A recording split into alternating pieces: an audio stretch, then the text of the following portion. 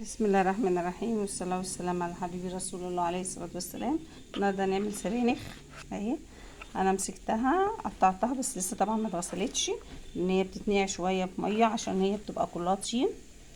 ماشي، فلازم انا يا دوبك مسكتها قطعتها عشان مش عارفه اقطعها وانا ماسكه التليفون. ماشي، وحطيتها كده، حطها في ميه وانقعها. لازم تتنقع على الاقل ربع ساعه عشان تنزل الطين اللي فيها في حاجه كبيره. ماشي، وهنبتدي ايه. انا هعملها باللحمه خلاص، بس عايزين تعملوها بفراخ ماشي. انا بسلق اللحمه دلوقتي على النار، عايزين تعملوها بوراك زي ما انتوا عايزين. لكن هي بتحب السبانخ، معروفه ان هي بتحب اللحمه، واللحمه جواها يعني اللحمه بتتحط فيها. السبانخ جميله وكلها حديد، واللي حاسس ان هو ممكن يتعب منها عشان كميه الحديد اللي فيها، ممكن تسلقوها وتصفوها وبعدين تعملوها تسبكوها. دي بتنزل نسبه الحديد، بتنزل في الميه شويه بس. إذا شفتوا القناة اعملوا لي لايك واشتراك وفعلوا الجرس عشان يوصلكم كل جديد بإذن الله. تعالوا بينا نشوف هنعمل ايه. تيجي بصوا، خلاص كفاية كده عليا. عليها البصلة اهو، بس مش عايزاها حمرا قوي. ننزل بالطماطم، بسم الله الرحمن الرحيم.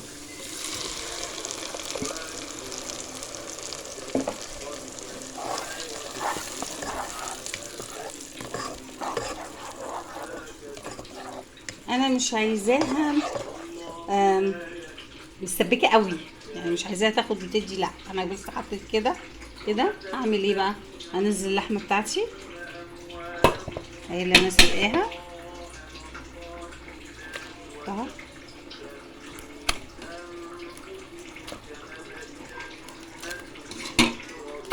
عايزاها لان انا مش سلقاها سليق جامد، لا، مستلقاها نص سلقه كده بسيطه عشان تاخد مع اللحمه لما بتتحط في التقليه. بتبقى طعمها جامد.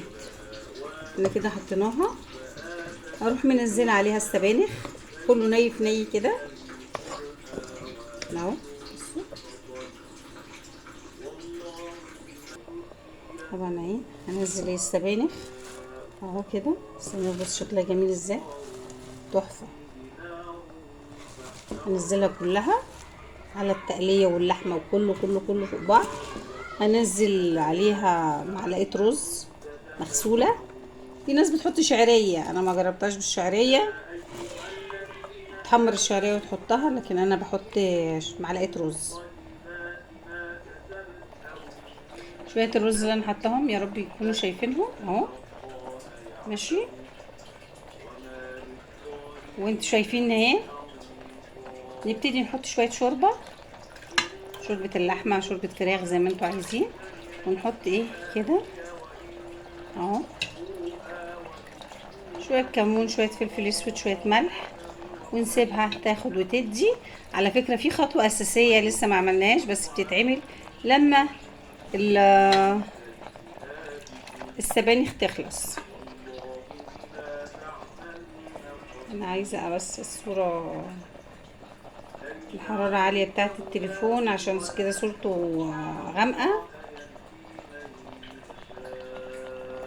ماشي، هبتدي. طيب ايه، هحط الشوربه اهو.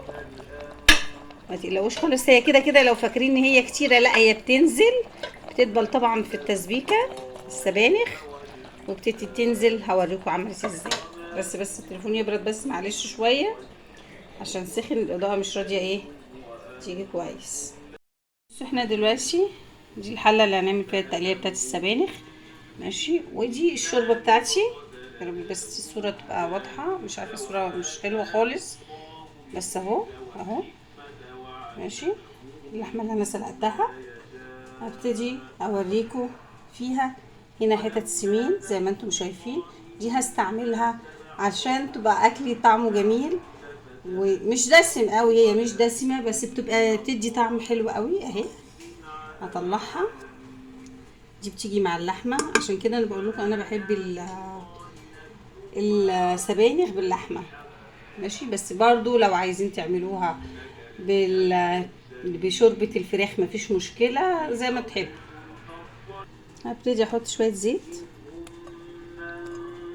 ماشي، شويه سمنه، معلقه سمنه، وحطيت هنا ايه معلقه السمنه، شويه الزيت، بصوا كده اهي. هبتدي بقى انزل فيها ايه الحته اللي انا قلت لكم عليها، بتدي طعم تحفه للاكل اهي. هبتدي اقلبها، هي دي اللي بتخلي ريحه الاكل حلوه. بعملها في طشه الملوخيه، بعملها في القلي اهي. هبتدي اسيبها كده شويه تنزل السمنه اللي فيها. الناس بتطبخ بيها بس على فكره، بس انا بحط حاجات بسيطه بس بتدي نكهه حلوه قوي للطبيخ زي ما بيقولوا. ممكن تشيلوها بعد كده، يعني ممكن تشيلوها يعني بعد ما تلاقيها، تاخدي بس منها شويه سلي منها بس كده. ما تنسوش لايك واشتراك وتفعلوا الجرس عشان يوصل كل جديد. النهارده نعمل السبانخ اهي. بصوا نزلت شويه حلوين. بعد كده بعد ما تخلص خالص، لو حبيتوا زي ما انا قلت لكم تشيلوها تشيلوها، بس انا سايبها تدي عشان انزل اكبر حاجه منها، لانها بتدي طعم حلو قوي للطبيخ. بتحط لكم مع اللحمه، لما بتقطعي اللحمه لازم يحط لكم حته سمين، هي دي. بس دي طبعا عامله زي الزبده. كنا زمان بنشتريها ونطبخ بيها بس. طبعا لو واحده رفيعه كانت بتستنى بقى لما تتسلق خالص، وتاخد اللي بيتحمر دوت تحط عليه شويه ملح وتحطه في عيش وتاكله. طبعا ما حدش يتضايق يا جماعه ويقولوا تقيله، لا والله دي بتبقى جميله جدا. يعني نحط البصله بتاعتنا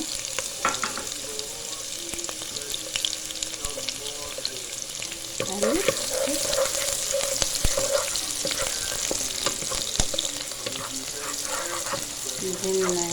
نجيب الطماطم. طبعا انا غسله ده كله نقع السبانخ بتاعتي.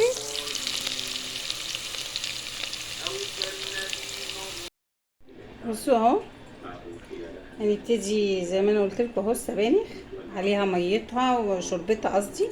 بصوا الشوربه عايزه اوريها لكم، تقليه من تحت. كل ده هينزل شويه معلقه الرز اهي. كل دوت اللحمه فيها ماشي. الكزبره الناشفه السبانخ بتحبها، هنحط شويه ماشي.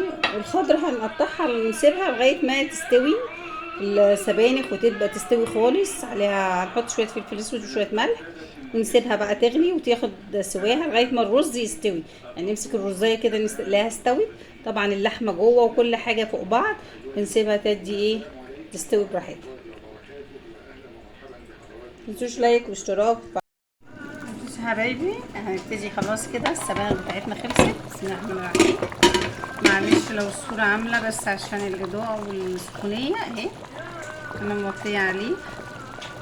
هنبتدي اخر خطوه السبانخ بتاعتي.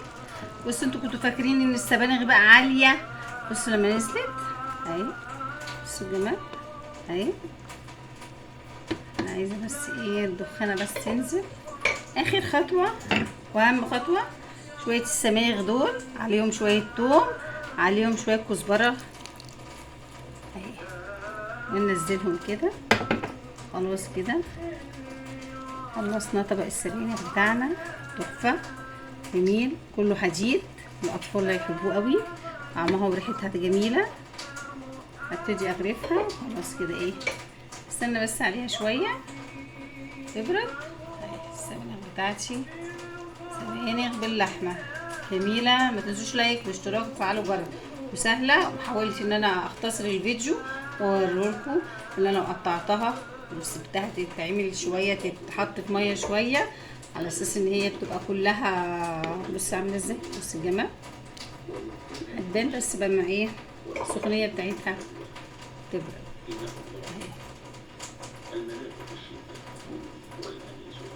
تنسوش لايك واشتراك وتفعلوا الجرس عشان يوصلكوا كل جديد باذن الله. طبق السبانخ اهو باللحمه، متنسوش لايك واشتراك وتفعلوا الجرس. بس عاملين ازاي، طعمها تحفه. تاكل بالمعلقه زي ما انتوا عايزين، بالعيش زي ما انتوا عايزين، تعمل جنبها رز بشعريه، رز ابيض، زي ما انتوا برضو عايزين. اهي السبانخ بتاعتي سهله وبسيطه وجميله، كلها حديد، حلوه قوي اليومين دول، نازله جميله. لقيتها خضره في السوق جميله. واللي انتوا شايفينهم دول حزمتين عملوا حله حلوه. ما تنسوش لايك واشتراك وتفعلوا الجرس عشان يوصلكوا كل جديد باذن الله. ما تخلوش واحد يطول عليكم ان شاء الله. ريحتها حلوه، الاطفال هيحبها قوي، وكلها حديد زي ما انا قلت لكم. ما تنسوش لايك واشتراك وتفعلوا الجرس عشان يوصلكوا كل جديد باذن الله. سبانخ مريم.